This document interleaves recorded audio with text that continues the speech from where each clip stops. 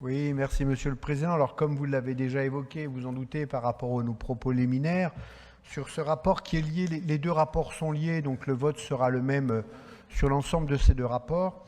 Nous allons voter contre. Alors, je vous ai entendu dire, mais il n'y a rien de laïcard là-dedans, ça n'a rien à voir avec le fait qu'il s'agisse d'une abbaye, mais je crois que vous avez dit, et c'était dans le journal, ce qui n'est pas urgent sera reporté, sauf l'urgence sera fait.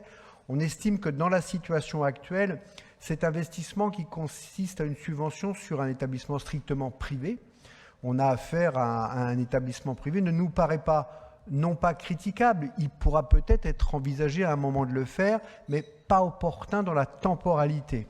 C'est-à-dire que peut-être que ce n'est pas forcément la bonne période pour le faire. Aussi, nous pensons qu'il n'est pas utile dans les temps actuels difficiles que cet investissement soit fait. Je rappelle que dans les fin des années 70, les propriétaires de ce bâtiment avaient envisagé de le démonter intégralement, ce qui fort heureusement n'a pas été fait.